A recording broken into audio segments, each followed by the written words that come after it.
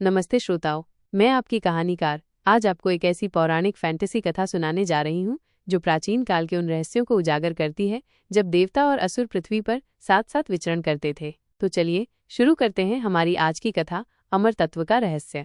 बहुत समय पहले की बात है जब पृथ्वी पर देवता और असुर एक साथ विचरण करते थे और हर राज्य में चमत्कारिक शक्तियां बसी होती थीं। एक ऐसा ही राज्य था मालवगढ़, जो अपने वैभव, न्यायप्रिय राजा और रहस्यमयी रहस्यों के लिए प्रसिद्ध था। मालवगढ़ का राजा वीरेंद्र सिंह एक न्यायप्रिय और पराक्रमी योद्धा था। रानी वैशाली देवी अत्यंत बुद्धिमती और रूपवती थीं। मालवगढ़ स्वर्ण से जड़ा हुआ नगर था, जहां नदियां अमृत के समान बहती थीं और लोगों में प्रेम और शांति थी।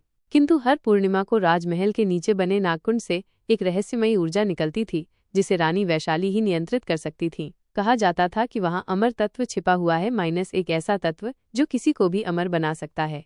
असुर सम्राट कालकेतु। दूसरे लोक में एक शक्तिशाली असुर राजा कालकेतु रहता था, जिसने हजारों वर्षों तक तपस्या कर अमोघ शक्तियां प्राप्त की थीं।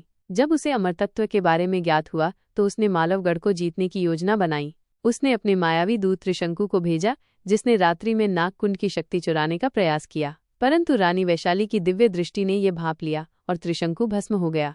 इस अपमान से क्रोधित होकर कालकेतु ने स्वयं युद्ध की घोषणा की। मालवगढ़ की सेनाएं कालकेतु की मायावी सेना से टकराईं, लेकिन असुरों के पास राक्षसी शक्तियां थीं। वे आग, आंधी और अंधकार से लड़ते थे। राजा वीरेंद्र सिंह ने अपनी तलवार वज्रकेतु से कई असुरों को मार गिराया, पर युद्ध लंबा चला। रानी वैशाली ने तब अमर तत्व की शक्ति को पूर्ण रूप से जागृत किया, लेकिन अमर तत्व केवल उसी के हाथों में था जो पवित्र हृदय और त्याग की भावना से भरा हो। रानी ने राजा को बलिदान का प्रस्ताव दिया, यदि मैं स्वयं को अमर तत्व में विलीन कर दूं तो इसकी शक्ति पूरे राज्य को सुरक्षा दे सकती है। राजा ने इनकार किया, लेकिन रानी ने रात्रि में चुपचाप अमर तत्व में प्रवेश कर लिया। उस दिव्य ऊर्जा ने एक विशाल रक्षक दिव्यगोल का निर्माण कर दिया, जिसने पूरे मालवगढ़ को कालकेतु के प्रहारों से बचा लिया। कालकेतु ने अपनी पूरी शक्ति से उस दिव्यगोल पर आक्रमण किया, पर जैसे ही उसने उसे छुआ, उसकी सारी शक्ति नष्ट हो गई। वह एक साधारण मानव की तरह हो गया और अंततः नष्ट हो गया।